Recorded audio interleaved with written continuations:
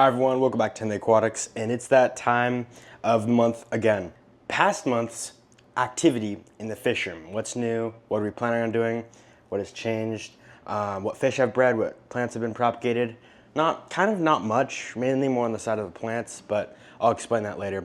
Yeah, so how we do this, if you don't know already, this is our third one, by the way. We're doing one for March and early April, and this is gonna be maybe a little bit earlier. So I try and do that within the first 5 days. I make a video for last month's everything we did. And so now it is June 2nd. We're doing this for May. Point is, this video, I'm not gonna be editing it. And this, it seems like every single time, and it is because I make these videos, the tour videos for each month. I'm eventually just start doing live stream. The point is, I might be not talking the best. I might be, it won't be scripted.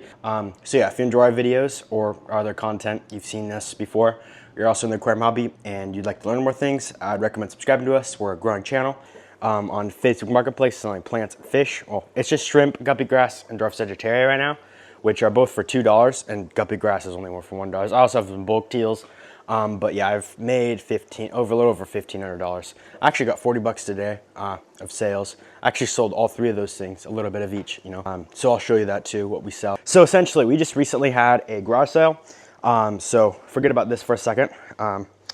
There's a furniture that's supposed to go here, so it's out there. Also this, we just moved it right over here because we use this as a table. We kind of have to clean things up, but yeah, there's a massive pile of bunch of stuff there. We emptied a loft, so we have a big pile of stuff there, whatever. That said, this is all our wood. I don't even know if I could say nothing much has changed there. This is where we bag our stuff up in. We hold the bags in there. I have some leaves getting ready. And speaking of that, I just refreshed this tank, and I should have done this before this video or whatever, but I have a video where I refreshed the 40-gallon, kind of clean it up, and it's not looking the best. It still needs to fill in. My ideal goal is to kind of have Valsnea creep that way, and then have guppy grass creep that way more, and then so it kind of closes in back. And then I also put a new filter in there, or a heater, sorry. I moved some stuff around, and I clean off a bunch of creep, which is kind of my first time ever doing this, but there is definitely a lot more here. Some of it kind of looks like it comes back, but it just comes right off now. I don't even know. But yeah, so I did that, and then, that's one thing about the tanks. But yeah, I don't even know what else is there to say. I have some peat moss for some tanks I need to show you upstairs. There's some breeding station, but yeah, this is all my food. Easy Green, fertilizers, brine shrimp eggs. I already introduced this thing. I actually have a new colony going again. We also recently got these. We're potting with some plants now. Yeah, probably the last time I did this tour is I probably added this right before that video. It's all that substrate. So my dad bought 17.6 pound bags of Fluval stratum substrates.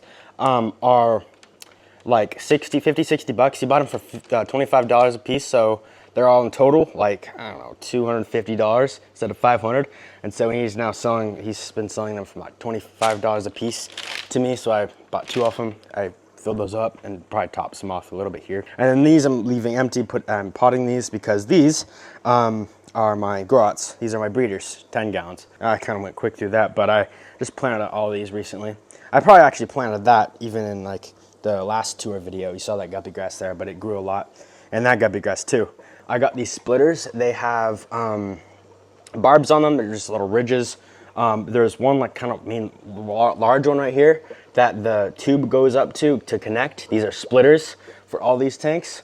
And so we got 1, 2, 3, 4, 5 right there. And they both split to 1, 2, 3, 4, 5. These have popped off less, but they did it a couple days ago, 3 days ago. And then one of them just recently did. Which is also one of them that popped off like 3 days ago, but I fixed that just now. But yeah, all these are bubbling pretty well. Some of them are pretty soft, like that one back there. So that said, these are our grots or our breeders. There's no fish in any of these other than this. My dad's friend traded recently for a garage sale, like, I don't know, on Saturday. He came over, he collects rocks, and we're at a garage sale. He traded, I think, fishing stuff, and he gave my dad this dragon, which has, if you could look very closely at some of those white dots, there are fossils of snails, which is pretty cool. Cryptocorns are looking pretty nice in here. I'm gonna start transplanting them, which is pretty cool. I'll start potting them. Like that might be a separate plant right there.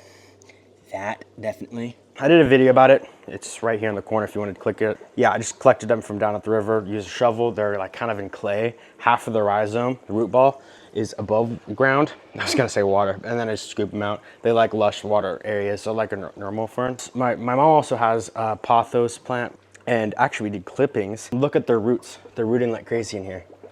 But yeah, we got this one right here. And I got some English ivy going back there. We'll see how that goes. And that one is growing some roots. But yeah, this one's growing some sprouts. Let me see here. Check that out right there. This one maybe, oh yeah, right there, see?